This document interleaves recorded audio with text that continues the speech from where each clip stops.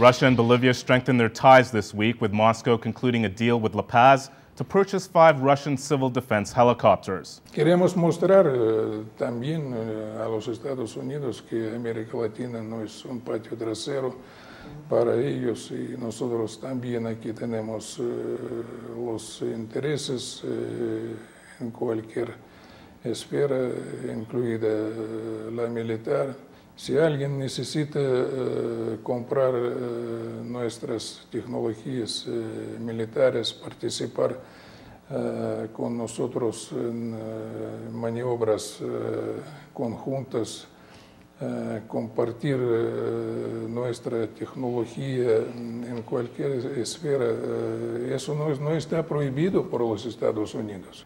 The deal also forms part of a strategy of Latin American integration, sidelining the United States as countries like Venezuela, Brazil, and Argentina, among others, attempt to reassert control over their own progress. With us via broadband is Forrest Hylton. Forrest, welcome to the Real News. Is this deal a manifestation of the principles of UNASUR?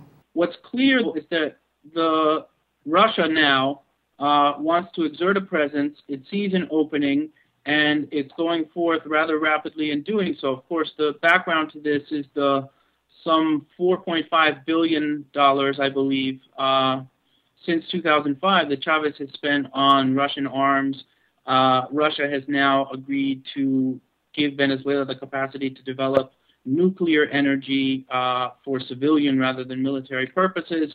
And it's clear that Russia is looking to step up its role in the region to contest U.S. influence, but mainly through investment, of course, in the end, through investment in commerce, rather than strictly military means. So it's interesting to see that the presence that Russia's now trying to exert far surpasses any real presence that the Soviet Union exerted in Latin America, because the Soviet Union did essentially respect the Western Hemisphere as the U.S.'s backyard in the same way that the United States ultimately, for instance, in Hungary and Czechoslovakia, accepted that Eastern and Central Europe were the Soviet Union's backyard. So there used to be a recognition of spheres of influence.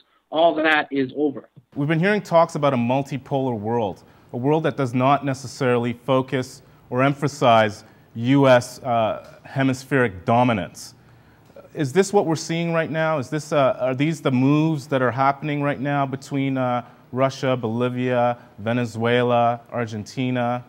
Well, and there's also China, of course, right? Because President Hugo Chavez was in China at the time of the UN meeting in New York, kind of symbolically suggesting that there are now alternative sources of capital investment, because that's what we're talking about here ultimately, is trade and capital investment.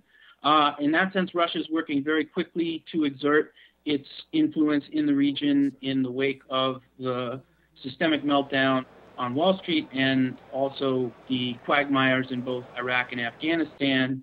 It's certainly a good time for Russia to press its own national interests as it understands them, and it's doing so very quickly.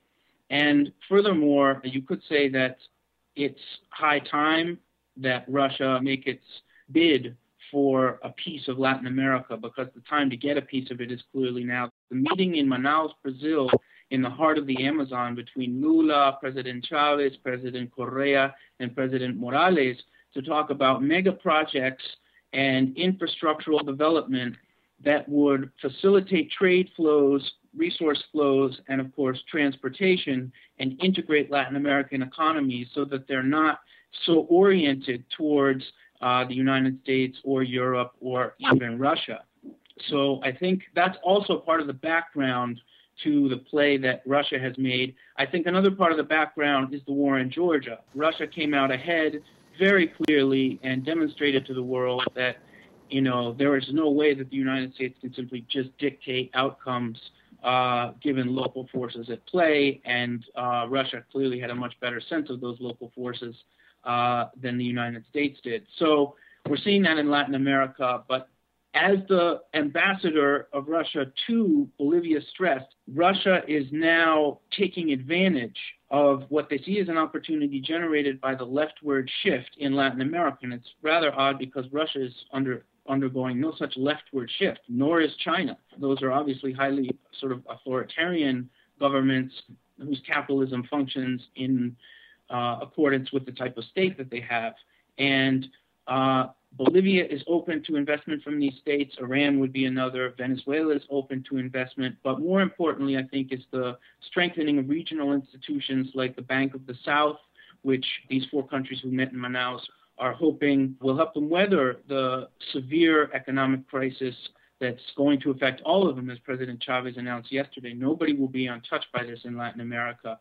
So it's interesting to see them trying to look to foreign powers like Russia and China, but also to strengthen their own resources and begin to cooperate on more and more of a practical level, because it's always been announced sort of rhetorically as a goal and a dream and an ideal. But now it really does seem to be being realized in practice. But I think the condition for that is precisely emergence of Russia and China on the world stage.